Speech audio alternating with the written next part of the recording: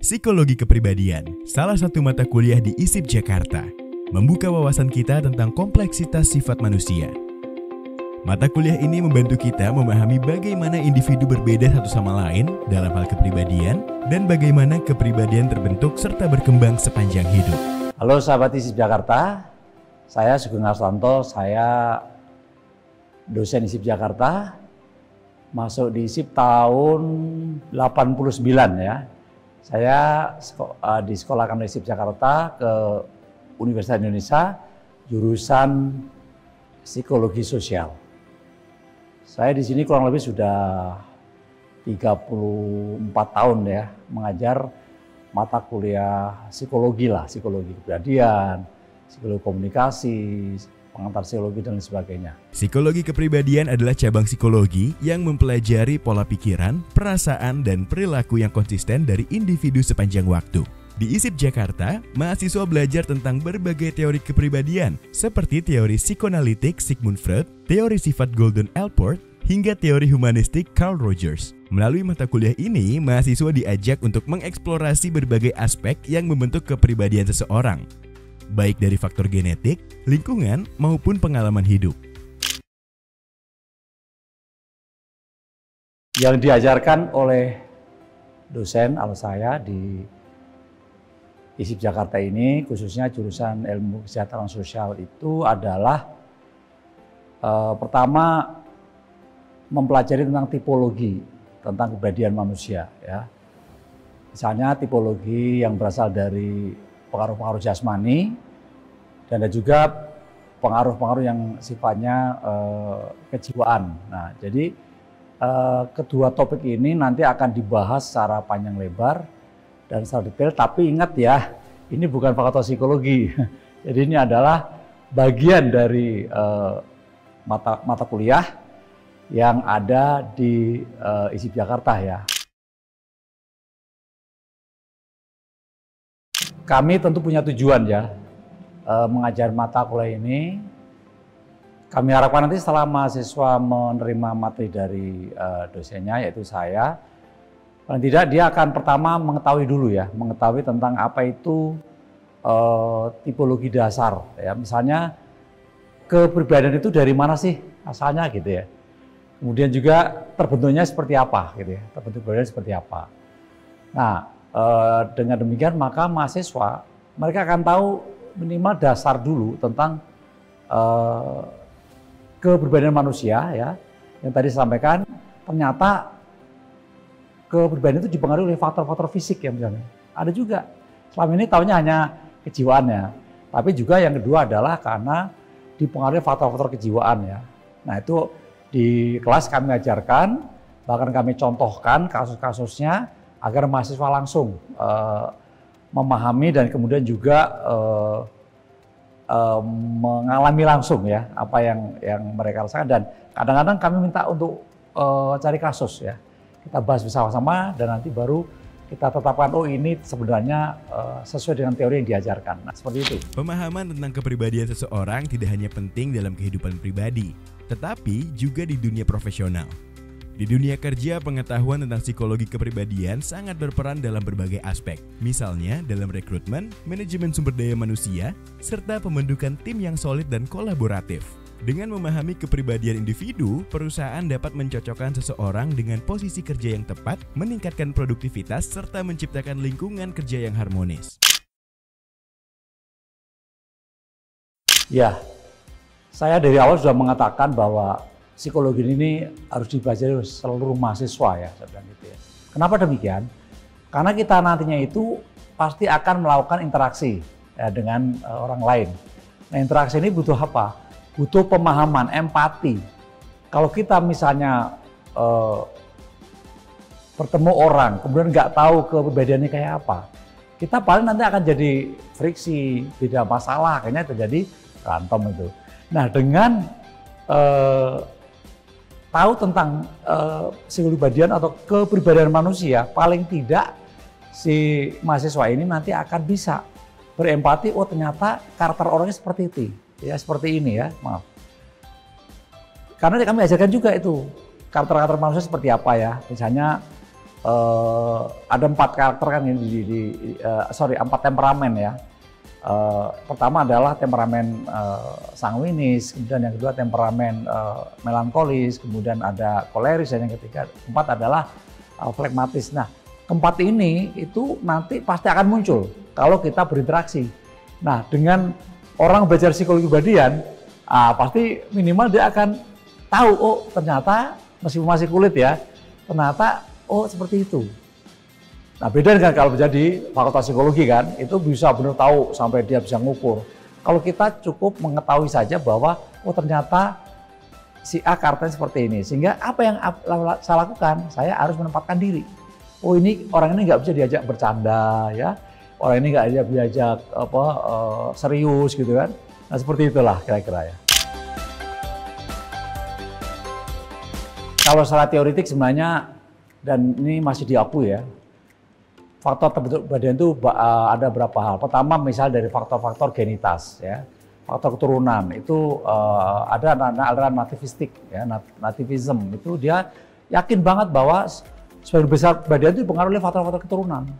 Jadi masalah-masalah yang lain itu nomor sekian gitu ya. Yang kedua adalah faktor lingkungan ya. Faktor lingkungan itu faktor yang dapat secara langsung ya itu bisa mempengaruhi manusia. Dan yang ketiga sebenarnya adalah gabungan, ada faktor keturunan dan faktor lingkungan. Nah itu yang besar Mas ya. Nah kemudian nanti para psikolog akan tentu membahas lebih detail gitu ya. Itu kira-kira seperti itu yang paling pokok.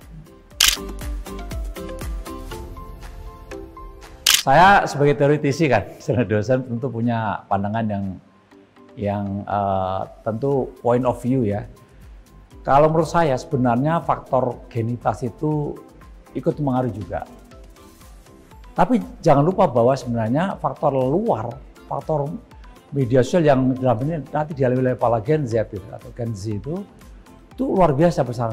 Tapi sekarang kan Anda lihat sendiri bahwa bagaimana perubahan perilaku, kepribadian manusia atau masyarakat yang begitu masifnya ketika dia menghadapi kondisi sekarang ini. Apalagi Gen Z ya, Gen Z ini kan salah satu yang saya ketahui adalah dia itu ada rasa ingin tahu, keponya tinggi gitu. Kemudian kreativitasnya juga lumayan gitu. Nah, maka inilah yang akan sebenarnya menurut saya harus diperhatikan karena faktor lingkungan itu penting sekali. Medsos atau media sosial itu kan bagian dari faktor lingkungan yang dia akan menerpa mereka bahkan setiap detik, setiap jam, setiap hari nggak akan bisa lepas gitu ya. Nah, ini nanti yang kalau ditanya sebesar itu ya lingkungan menurut saya yang paling besar ya. Faktor genitas ya ada, tapi itu tidak terlalu menyumbang banyak gitu. Itulah kira-kira. Kepribadian bukanlah sesuatu yang statis. Mata kuliah ini juga mengajarkan bagaimana kepribadian seseorang berkembang dari masa kecil hingga dewasa. Faktor-faktor seperti pengalaman masa kecil, hubungan sosial, dan budaya memiliki peran penting dalam membentuk siapa kita hari ini. Di ISIP Jakarta, mahasiswa tidak hanya mempelajari teori, tetapi juga melakukan berbagai studi kasus dan praktik lapangan untuk memahami dinamika perkembangan kepribadian dalam konteks kehidupan nyata. Jadi gini, sebenarnya kalau dilihat dari periodisasi ya, dari masa prenatal sebelum lahir itu sebenarnya sudah ada pengaruh-pengaruh tingkah laku Mas ya. Jadi jangan dikira hanya setelah lahir enggak ya. Itu sebelum prenatal itu sudah ada pengaruhnya. Misalnya ibunya mengandung, bagaimana kondisinya, gimana suaminya yang melakukan satu tindakan depresi, dan juga jangan lupa faktor nutrisi ya, yang dia minum, yang dikonsumsi itu akan mengaruhi si anak. Sampai dia lahir, sampai dia kemudian usia lanjut ya. Nah tadi ditanya seberapa besar ya pengaruhnya nanti, apakah memang di anak itu nanti akan tetap? Tentu saja tidak ya. Jadi ketika anak itu adalah masa-masa di mana masih bisa dibentuk. Tapi harus kita tahu bahwa anak ini kan belajarnya belajar operan Mas. Operan itu begini, ketika dia nonton sesuatu dia akan tiru. Nanti di teori modeling, di teori belajar ada ya. Nah tapi kalau kayak Gen Z, dia sudah mulai namanya belajar social learning. Apa itu maksudnya? Yaitu belajar tapi menggunakan frame. Apa yang dia punya? Dia nggak serta-merta menerima saja, tapi dia akan menyeleksi dulu, mengkritisi. Makanya tidak semua informasi diterima mereka di telepon gitu. Nah ini bedanya. Nah kemudian kalau soal perubahan, tadi saya katakan tergantung juga ya, karena kalau kita yakin bahwa memang media sosial sebagai faktor lingkungan itu sangat berpengaruh, maka dia akan merubah dalam keberadaan itu satu sisi, yaitu apa? Karakteristik, Mas. Karakteristik itu dia akan berubah. Sementara temperamen itu dia akan tetap. Kenapa? Dalam psikologi itu temperamen itu sesuatu yang sudah menetap, ya, sudah terberi lah dari lahir. Sementara kalau berubah karena faktor lingkungan, karena faktor orang tua, itu karena namanya karakteristik ya, karakter gitu ya. Nah, karakter itu ada dua, ada karakter yang udah diputuskan dari lahir dan ada yang diperoleh. Nah, teman-teman Gen Z, saya yakin itu nanti akan mendapatkan pengaruh-pengaruh luar biasa yang itu akan merubah mereka. Nah, perubahan tergantung daripada apa? Misalnya simpanan informasi. Kalau dia informasinya memang kuat untuk tidak berubah keberadaannya, nggak akan berubah gitu, tetap dia. Tapi kalau gampang, atau istilah kami adalah fluiditasnya, kecairan perbedaan itu akan mudah diubah ya, cepat banget ya. Kapan orang ini akan diubah? Ketika dia mengalami kondisi-kondisi yang lagi split personality misalnya, itu mudah. Tapi tadi pertanyaannya kan sangat mendasar menurut saya, itu bagaimana si Gen Z ini masih bisa diubah nggak? Atau kapan boleh berubahnya? Bisa sejak masa puber, bisa saat dia remaja, dewasa, dan Gen Z ini kan saya sudah melihat itu kan dewasa awal ya, dia rata dewasa awal nih. Maka mereka ini sebenarnya sekarang sangat rentan sekali menurut saya akan diubah oleh media massa. Saya yakin banget tuh. Jadi kalau Anda tanya ke saya sebagai pengajar, saya lebih cenderung pada faktor lingkungan, itu luar biasa, dapat mempengaruhi perilaku manusia, dalam hal ini juga kepribadiannya. Nah itulah ya, seperti itu Mas. Dalam dunia kerja ya, memang saya selama ini juga mengamati beberapa fenomena, dan juga saya dapat info-info, karena saya juga pernah jadi konselor gitu. Banyak membuat saya sebagai dewasa juga mensikapi masalah gitu ya.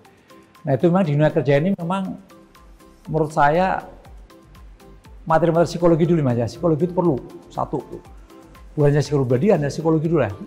Karena sekali lagi bahwa kita akan berhadapan dengan orang lain, kita akan melakukan interaksi. Yang kedua, tadi itu, ketika di dunia kerja yang kita dapatkan adalah juga berinteraksi dengan orang dan juga pekerjaan, itu kan yang paling pokok. Dengan orang bisa memberikan stres, dengan pekerjaan juga sama.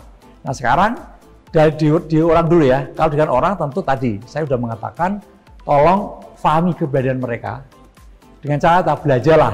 Artinya di ISIP Jakarta ya, jangan lupa belajar di ISIP Jakarta itu bagian yang diajarkan. Yang kedua, bagaimana dengan mengamati pekerjaan atau masalah itu ya udah karakter kita seperti apa. Karena kalau kita udah punya karakter X misalnya, itu ya susah mau diubah gitu. Nah kita bagaimana kemudian menghadapi itu masalah tadi ya dengan cara-cara kita gitu. Masing-masing kan berbeda Mas cara. Gimana orang menyelesaikan stresnya itu berbeda ya, setiap orang beda. Misalnya apa? Ada orang yang stres itu kemudian melakukan dengan cara eustress misalnya olahraga.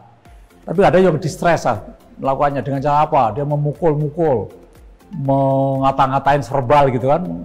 Seperti itulah kira-kira yang kadang-kadang saya lihat sering banget nih anak-anak Gen Z itu kalau kata-kata berbinatang keluar nih ya, nggak saya ucapkan lah ya, seperti itu. Jadi itu sangat penting sekali buat saya, tidak hanya Anda yang kuliah di ISIP, tapi di tempat lain juga ya. Maka belajar psikologi itu menjadi suatu keharusan menurut saya, mulai dari awal, nanti pun setelah Anda bekerja dan keluarga itu masih bisa dipakai. Itu kira-kira Mas.